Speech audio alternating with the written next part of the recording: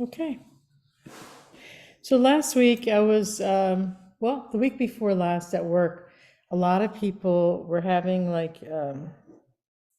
emotional breakdowns, acting crazy. I guess there was something going on. They say everything was in, what is that called? Astrologically? In retrograde or whatever. And the people were all acting crazy at the treatment center where I was working at, fighting, running away, had a few runners, all kinds of just chaos every day that I was having to deal with. And then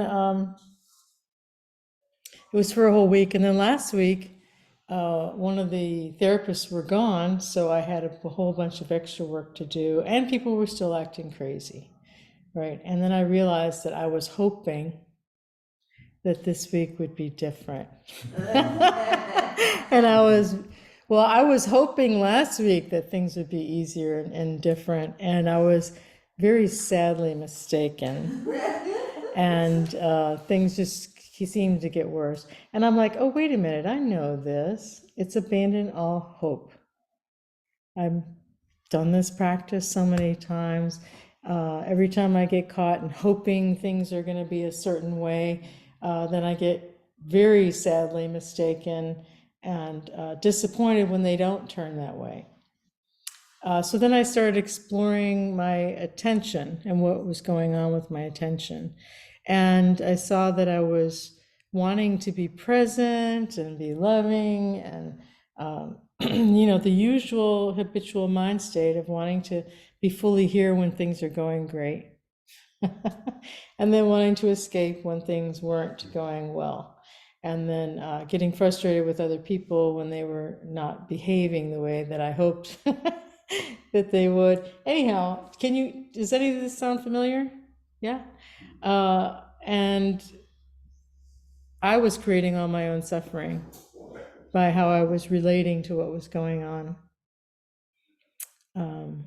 Once I saw that, I was able to relax, let go of hoping that anything could be any different than the way it is.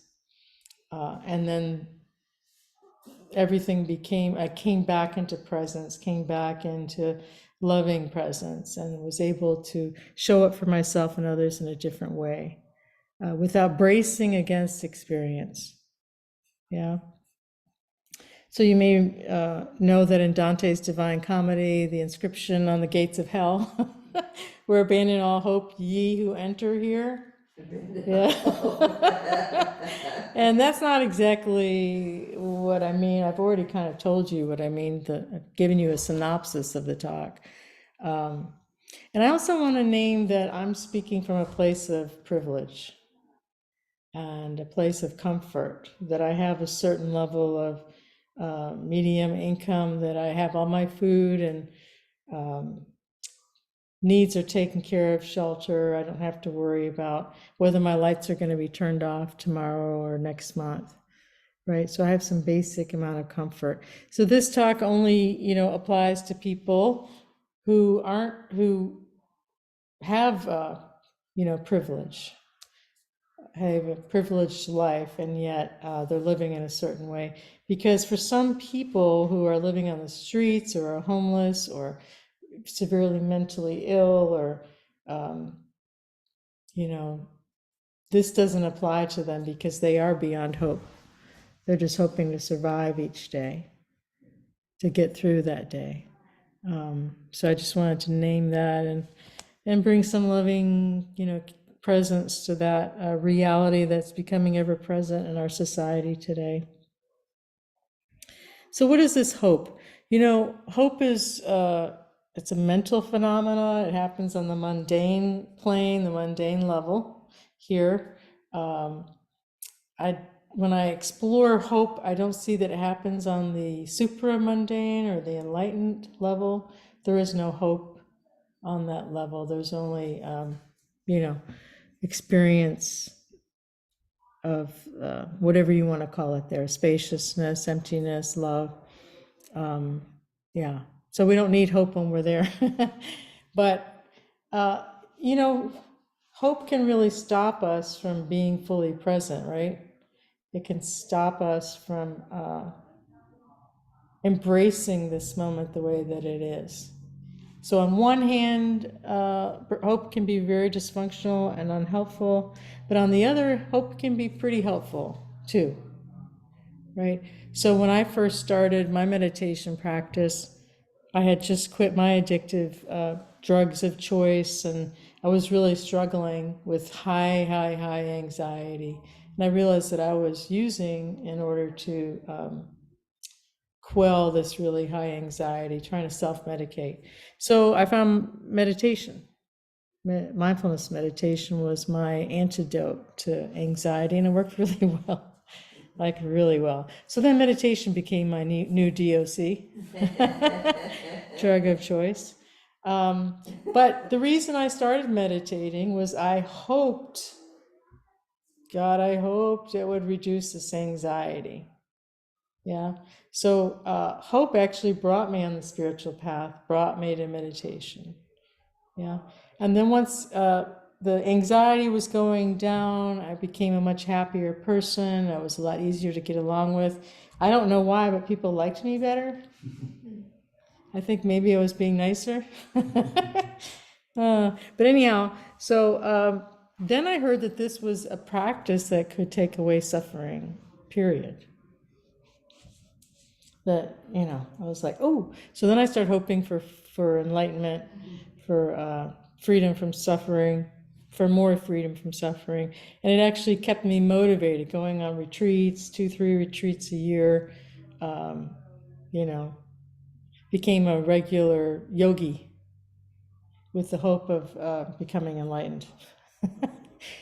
But, I did have a lot of enlightenment experiences, a lot of deep experiences, but not until I let go of, guess what? Hope for enlightenment. Because that was actually stopping me from experiencing the first level of awakening. Because with that hope came a lot of striving and a lot of, have to and expectations and pushing on the mundane level. So, on one hand, hope can be very helpful, but if your hope is tied to a lot of expectations and attachments, then the hope is pretty unhealthy, can become unhealthy, and lead to striving and pushing and yeah.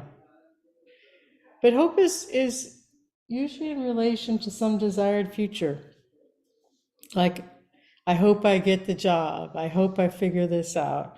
I hope the weather stays like this every day, or I hope the smoke goes away for those of us who are breathing in a lot of smoke. If we're sick, I hope I feel better really fast, or whatever it is. Yeah. So what's the problem with that? The problem is that right now that's not our experience. Yeah, right now we don't have the job. Right now our toe does hurt, but right now it is smoky. Yeah. Um, so we can have a hope, but we can hold it lightly, I guess, and just be like, well, I hope, but I'm not attached to it. Yeah. Um, but the truth is that we weren't wired that way, and we certainly weren't taught that way, right? What was this? Mama never told me there'd be days like this. Is that a song? Yeah.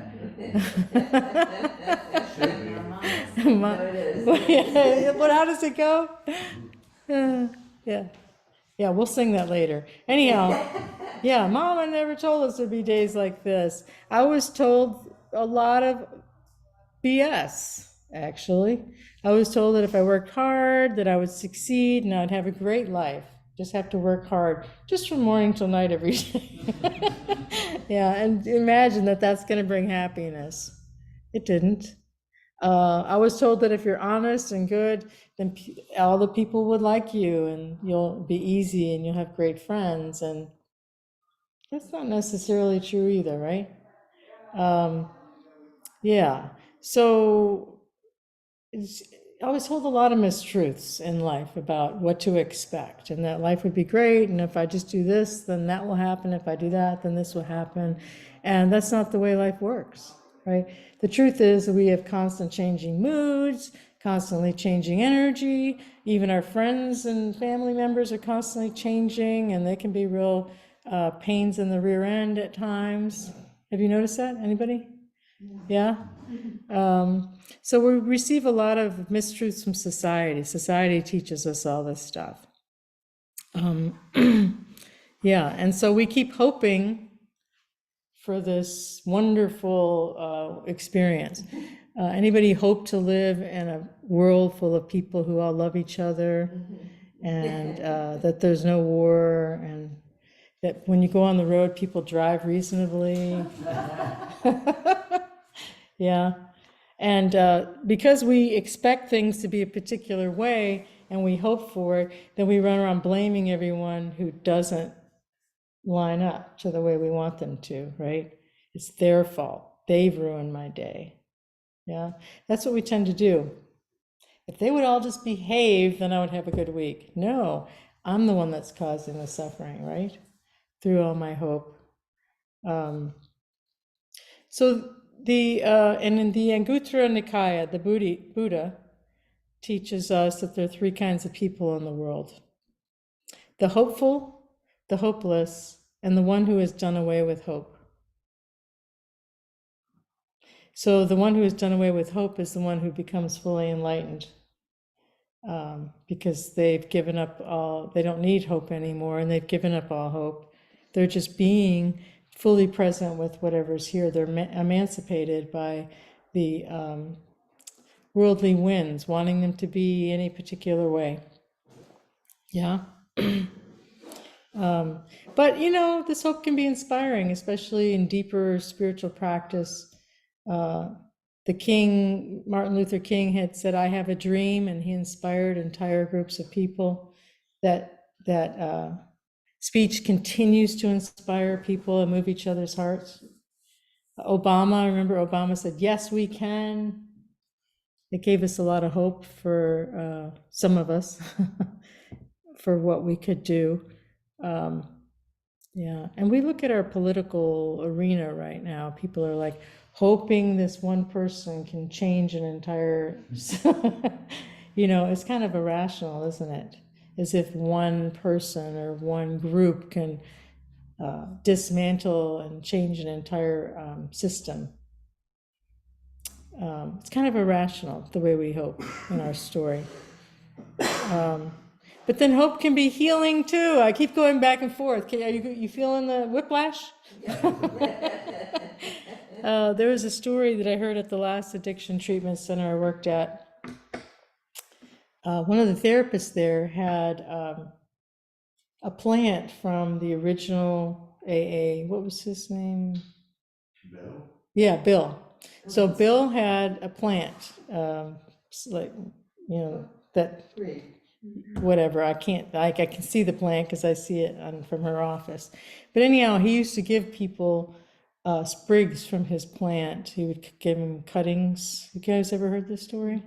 Cuttings from this plant, and then they would take root and they would enliven somebody's recovery process. And so her sponsor, she had was really struggling with addiction. She had relapsed several times, and she just lost all hope. And then her sponsor, she said, "I'm going to try again, but I feel hopeless," gave her a sprig from his original plant, because she was one of his sponsees or whatever. And as this plant grew, she took care of this plant. And this is what you're supposed to do. You're supposed to just love and take care of this plant that came from the original person that brought this wonderful program to so many people. And that gave her hope she needed and something to take care of, because before she was being very selfish and all about herself. But anyhow, so then she gives her sponsees pieces from this plant that she keeps alive and takes care of. I thought, wow, that's so beautiful. So here's Pema Chodron, famous teacher. She said, "Hope and fear is a feeling with two sides." You were mentioning this. "As long as there's one, there's always the other. This is the root of our pain. In the world of hope and fear, we always have to change the channel, change the temperature, change the music, because something's getting uneasy, something is getting restless, something is beginning to hurt, and we look for alternatives.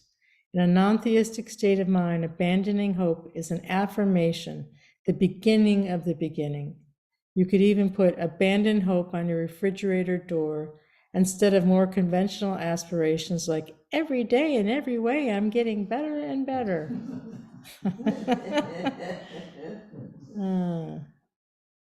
And the Lojong slogan 28 says, abandon any hope of fruition. Don't get caught up in how you'll be in the future. Stay in the present moment. Yeah. I should talk to that. Yeah. So this is a positive giving up. It's a really positive thing because we can have the intention for purification, for awakening, but when does awakening happen? Right now. Yeah. It's the only time that we can awaken. Right here, right now, in the present moment. This is where our wisdom arises in the moment by being fully here, seeing how things are arising. This is when letting go happens. It happens in the moment of suffering, when we're clinging and, gut-wrenching moments of my life, the most difficult moments of my life, where I thought I couldn't survive, have been the moments that have brought me the greatest teachings, the greatest letting go, reaching for something greater than myself. Because the ego mind, sorry, it's not all that. It's not much. Yeah. So this is the Arahant's mind. The Buddha described it as nirasa, that's a Buddhist term, which can be translated as hopeless, wishless, without expectation. So in the Arahant's mind, there's an absence of wishing. Yeah. But until then, notice when we're hoping. Yeah. And when we're hoping, notice how much suffering it's giving us and be willing to soften and let that go if we can. There's a Buddhist prayer that says, please bring me challenges and obstacles so such that I can grow. When I heard that, I was like, what? I don't think I want to do that. But, Jack Cornfield, one of my teachers, he talked about that. He said there's a prayer, may I be given appropriate difficulties so that my heart can truly open with compassion. Yeah. I don't think we have to ask for it, honestly. I think life will just hand it to us on a silver platter. What do you think? Yeah? Probably. Yeah. So, in caterpillars there are these imaginal cells that is like the blueprint for the future butterfly that it's going to become. And as it's crawling around on Earth, it might be really struggling as a caterpillar, but it's got the vision of wings and of flight and of a whole new life, beautiful colors, potential. In a similar way, indigenous peoples, they have what they teach their young people to do, vision quests. And what they teach their young men in particular is to become a man. They don't know who they're going to be. They don't know what kind of man they're going to be. So they send them off on a vision quest to meditate and to go through these rites of passages out in nature.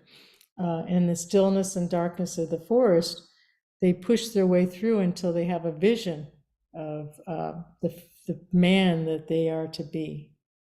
Yeah, and then they encompass this vision. But until then, they don't know who they are. Yeah. Yeah. So what is the Buddha says we all have enlightenment as the fruit. We can all become awakened, enlightened. We all have the potential, the seeds for awakening. So in a way, our potential for awakening is already tattooed inside of us as part of our DNA, maybe, our potential, maybe like the caterpillar, we have that already in our, some kind of imaginal cells within us. I don't know. But if I like to think that, That's kind of a hope. it is a hope. And it's, if the seeds are already within us, right? Then maybe just keep showing up and being present until eventually it happens. Yeah. So that's the positive hoping too. I'm still whiplashing us around. But this freedom from hope comes from a lack of craving. So the more I crave, which is, the second noble truth. First noble truth is truth of suffering, that I'm going to suffer and have stress. The second noble truth is because I crave, because I cling, and because I'm attached to things being a certain way, this yearning for things to be different than how they are. Can I relax? I do this regularly several times during the day. Catch myself yearning for things to be different than how they are. And then, after I do this, then I'll be able to eat. Then I'll feel better. After this, then I'll be. And it's like, what are you going to talk about tonight? Hope. What are you going to say? I have no idea. Oh, well, maybe you should plan. I don't know. I don't think so. So I hope that after I give the talk, I'll feel better. I hope. And I'm like, no, feel just the way you are right now. Yeah. Come here, arrive, be here now, drop in. Wow, this is an amazing moment. This is an amazing moment. No hope for a better future. No hope for how you're going to feel after. This game, I'll feel better after, is a losing game. It's a losing game. Because then you get to that moment and guess what? Then you start hoping for the next better moment and the next better. That craving, that yearning never stops. It's just a habit. And so we're practicing something else, which is just coming back to things as they are. Thomas Merton, the late Catholic mystic, and then I'll end soon. He says, do not depend on the hope of results. You may have to face the fact that your work will be apparently worthless and even achieve no results at all, if not perhaps results opposite to what you expect. As you get used to this idea, you start more and more to concentrate not on the results, but on the value, the rightness, the truth of the work itself. You gradually struggle less and less for an idea and more for specific people. In the end, it's the reality of personal relationship that saves everything. So while I'm hoping for something new, I'm missing the beautiful relationships that are happening right now, either with myself or with the butterfly or the sunshine, whatever's happening right now.